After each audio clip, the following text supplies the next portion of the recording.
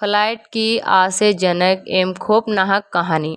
एक समय की बात है, एक एयरलाइन की फ्लाइट 102 ने एक रात गहरे जंगल के ऊपर से उड़ान भरी। मौसम खराब था, तेज हवाएं चल रही थी और आसमान में बादल काले रंग में छाए हुए थे। कॉकपिट में बैठे फ्लाइट कैप्टन अनिल और को पायलट राजेश को इस मौसम की जानकारी थी, परंतु अपने अनुभव का पूरा भरोसा था। जैसे ही फ्लाइट कुछ ऊपर पर पहुंची, अचानक एक विचित्र आवाज सुनाई दी। यह आवाज इंजन के पास से आ रही थी, जैसे कुछ बहुत तेजी से घूम घूम रहा हो, और उसके बाद इंजन में हिचकिचियां आने लगी। अचानक इंजन रुक गया और विमान डगमगाने लगा। पायलट ने तुरंत कंट्रोल टावर से संपर्क किया, लेकिन रहस्यमय तरीके से वहां से कोई प्रतिक्रिया नहीं मिली। जैसे विमान नीचे गिरने लगा, केबिन में सन्नाटा छा गया और सभी यात्रियों के चेहरे पर डर साफ दिखाई देने लगा। कुछ लोग प्रार्थना करने लगे तो कुछ लोग चुपचाप अपनी सीट पर बैठे रहे।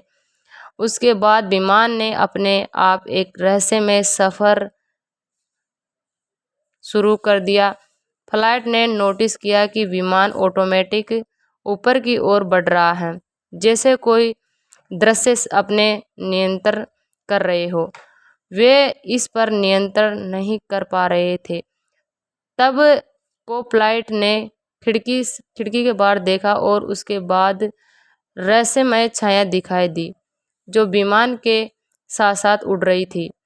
वो छाया धीरे धीरे विमान के करीब आती जा रही थी, वैसे वो कोई संकेत दे रही हो। फ्लाइट और को पायलट ने उस छाया को करीब से देखा और तब उन्होंने देखा कि वह एक उड़ती हुई रहस्यमय आकृति थी, जिसके पंख नहीं थे, लेकिन फिर भी वो हवा में तैर रही हो थी।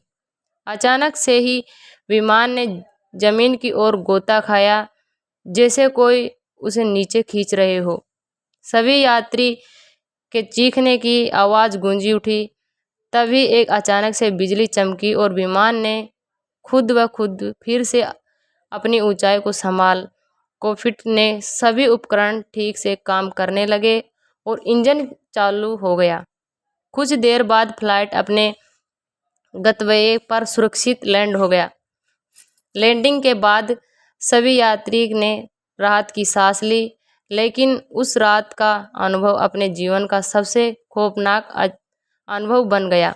विमान के किसी भी हिस्से में कोई गड़बड़ी नहीं पाई गई। कॉकपिट ने उपकरण की बिल्कुल सही थे, परंतु केबिन अनिल और राजेश आज भी इस बात को नहीं समझ पाए कि इस रहस्य छाया ने अपने विमान को बचाया था या किसी और अज्ञात उद्देश्य से वहां थी। इस घटना के बाद फ्लाइट 102 को एक रहस्यमय खौफनाक फ्लाइट की कहानी के रूप में याद किया जाने लगा।